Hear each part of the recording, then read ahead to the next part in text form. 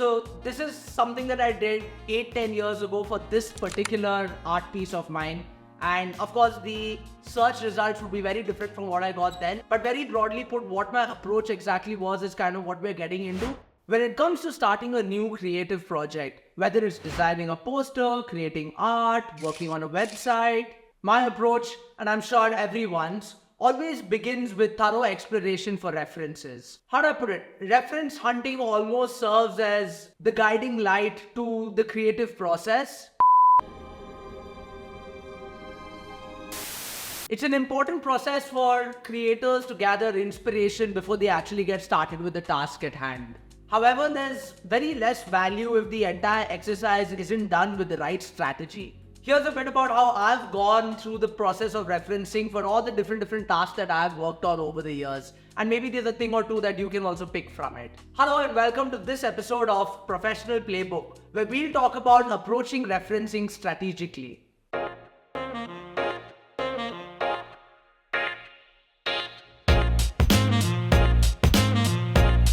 In this video, I'll run you through 5 steps that you could use to approach referencing. Make sure to watch till the end to see how these 5 steps help get the final output together. Alright, so the first step, of course, is to define the creative objectives around your project. So this involves making sure the purpose, the theme, or the message that this project entails to get through is taken care of very clearly. You know what exactly you're looking for, right? A solid foundation is set for the reference hunting process in general if all these pieces are put in place. And very broadly put, from an actionable perspective, this would mean listing down or identifying all the different keywords associated with this particular project. So if I'm working on a movie poster, for example, and I want a very vivid art style that kind of reflects the theme of that movie, then I'm looking for those kind of keywords, say grunge, grime, dirt, if I'm thinking of something like, say, Silence of the Lambs, right? So this is where you kind of identify what exactly the purpose or the theme is and what kind of keywords can reflect it perfectly. On to the next step, and that's identifying relevant but diverse sources. Now, of course, you want to make sure that you're finding relevant sources. You don't want to be looking at random things that have nothing to do with your project, but you also at the same time want to find sources beyond the obvious, right? You want to explore a varied range of styles. And this kind of gives you a more rich pool to work with, a more diverse understanding of how exactly you could approach this particular design or this particular creation. So what that would explicitly mean is identifying what are all the different websites or platforms where you can gather this inspiration.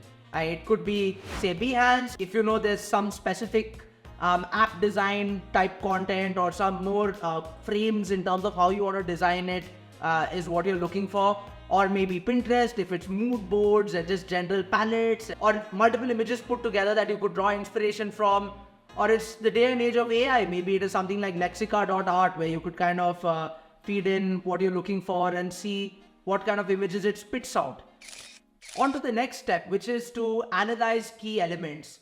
Now, basically what you want to do is make sure that you're extracting all the main elements that you want from each image. See, I mean, if you've downloaded 50, 60 images from the 2-3 websites that we just talked about, then there's something or the other that you've seen in each image that you've downloaded that you want to kind of draw some inspiration from or use in your particular design, right? And this is where we quickly tag and identify exactly what those things are, so that we know from this particular image, this is the stuff that we actually want to extract when we are working on the creation ourselves. It could be the composition in some of the images, it could be the color schemes, or I mean, if it's a project that has something to do with, say, writing, then from a perspective of copywriting or the brand voice or the tone used, the symbolism, anything. So let's do this exercise for steps 2 and 3 in particular to see how exactly this works in action. So this is something that I did 8-10 years ago for this particular art piece of mine. And of course, the search results would be very different from what I got then. But very broadly put, what my approach exactly was is kind of what we're getting into. At the end of the day, if you've identified how you could approach this task, then job done, I guess. So with this art piece, I was looking for something more on the psychedelic side of things. It was actually a section divider for a college yearbook. And the expectation was for the art to represent a particular time in history. In this particular case, it was more like the hippie cultural movement. So something along the lines of, say, psychedelia, music, expression. That's kind of what we were going for when we wanted to put this together. So off the top of my head, when I'm actually looking for inspiration, I'm thinking, okay, the only trippy things I knew as a college student back in the day was, say, Dali, right? And I'm looking at some of his art, drawing some inspiration in terms of how he's used the palettes, what kind of surrealism his art shows, and by no means am I going to get even nearly as close as the crazy stuff that he's made. But the idea is just to kind of download what I think works for me and see how I could then use it later on. Right, so surrealism, and then of course, like I mentioned, psychedelic stuff. So the kind of colors that I'm looking for, right? So something a little bit neon. Of course, there'd be mushis around.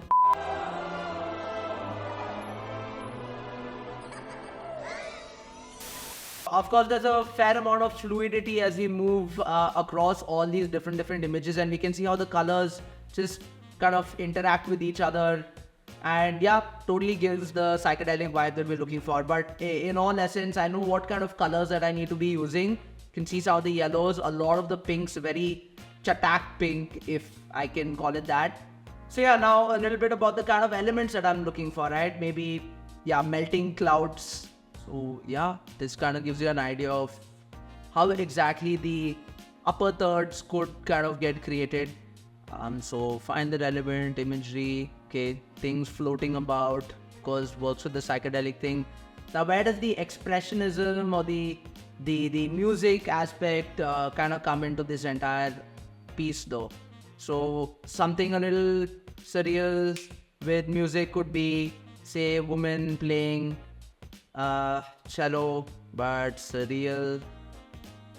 Maybe this works. Yeah, this could work. Maybe playing bridge as a harp.